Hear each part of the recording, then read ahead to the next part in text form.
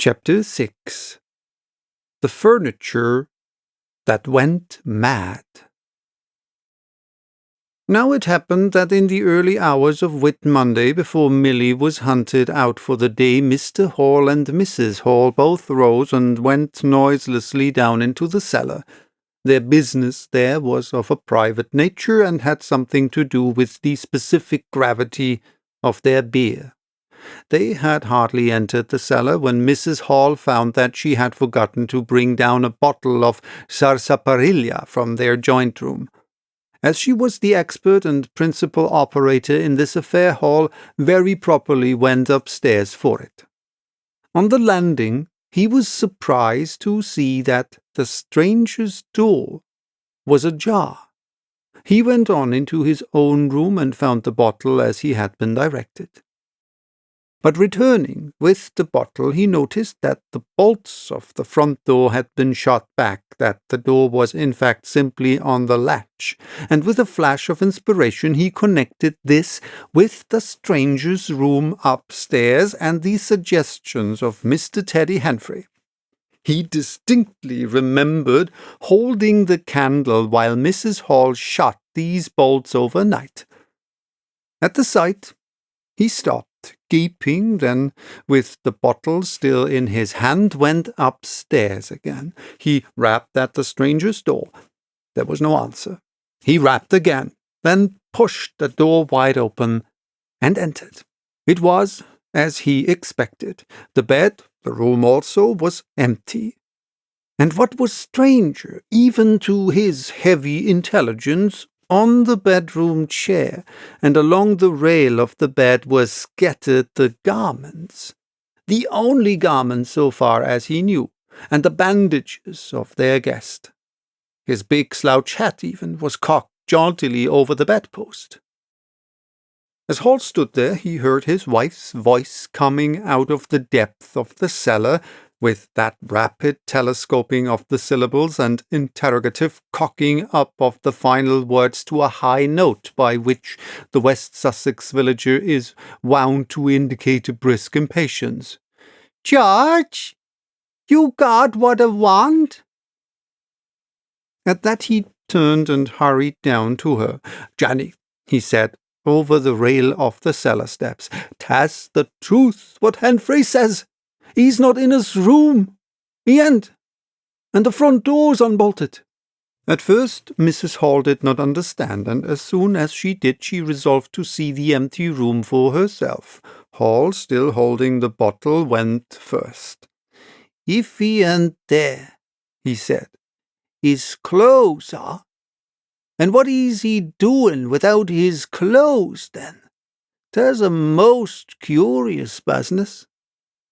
As they came up the cellar steps, they both, it was afterwards ascertained, fancied they heard the front door open and shut, but seeing it closed and nothing there, neither said a word to the other about it at the time. Mrs. Hall passed her husband in the passage and ran on first upstairs. Someone sneezed on the staircase. Hall, following 6 steps behind, thought that he heard her sneeze. She, going on first, was under the impression that Hall was sneezing. She flung open the door and stood regarding the room. "Of all the curious," she said. She heard a sniff close behind her head, as it seemed, and, turning, was surprised to see Hall a dozen feet off the topmost stair. But in another moment he was beside her. She bent forward and put her hand on the pillow and then under the clothes. "Cold," she said. "He's been up this hour or more." As she did so, a most extraordinary thing happened.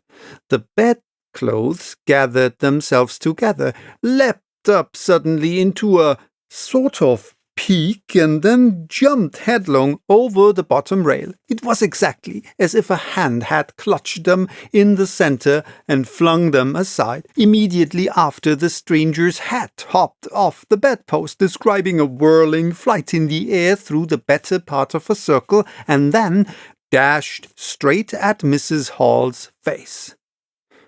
Then, as swiftly, came the sponge from the washstand, and then the chair, flinging the stranger's coat and trousers carelessly aside, and laughing dryly in a voice singularly like the stranger's, turned itself up with its 4 legs at Mrs. Hall, seemed to take aim at her for a moment, and charged at her. She screamed and turned, and then the chair legs came gently but firmly against her back and impelled her and Hall out of the room.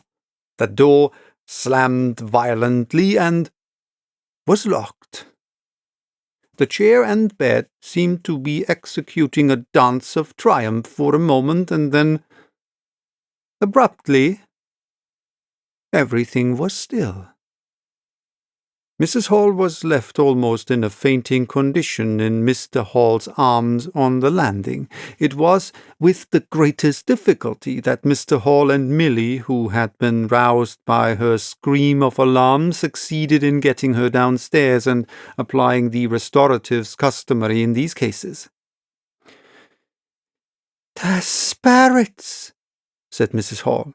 "'I know 'tas spirits. I've read in the papers of tables and chairs leaping and dancing.'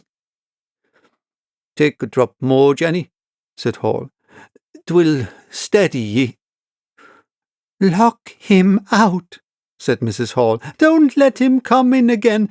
I half guessed. I might ha' known, with them goggling eyes and bandaged head and never going to church of a Sunday.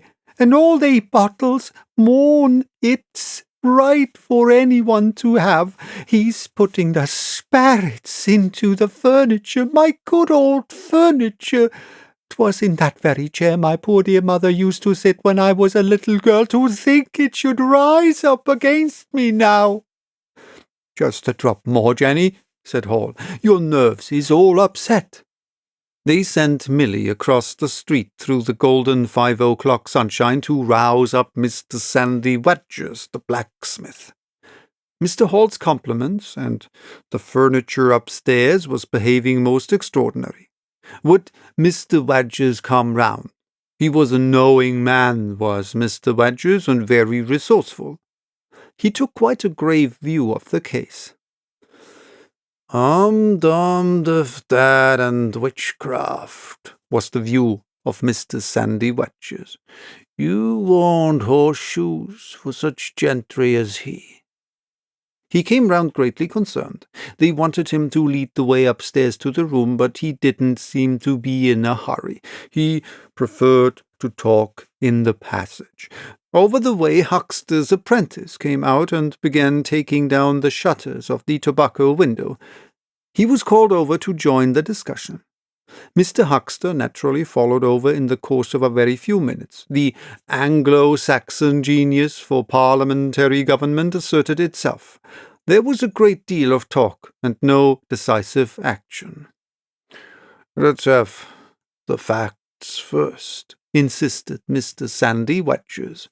"Let's be sure we'd be acting perfectly right in busting that there door open. A door unbust is always open to busting, but ye can't unbust a door once you've busted un." And suddenly, and most wonderfully, the door of the room upstairs opened of its own accord, and as they looked up in amazement, they saw descending the stairs the muffled figure of the stranger, staring more blackly and blankly than ever, with those unreasonably large blue glass eyes of his. He came down stiffly and slowly, staring all the time. He walked across the passage, staring, then stopped. "Look here," he said, and their eyes followed the direction of his gloved finger and saw a bottle of sarsaparilla hard by the cellar door. Then he entered the parlour and suddenly, swiftly, viciously slammed the door in their faces. Not a word was spoken until the last echoes of the slam had died away. They stared at one another. "Well, if that don't lick everything," said Mr. Wedgers, and left the alternative unsaid.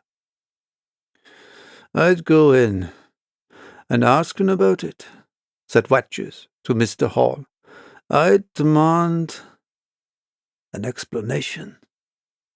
It took some time to bring the landlady's husband up to that pitch. At last he rapped, opened the door, and got as far as, "Excuse me." "Go to the devil," said the stranger in a tremendous voice, "and shut that door after you." So that brief interview terminated.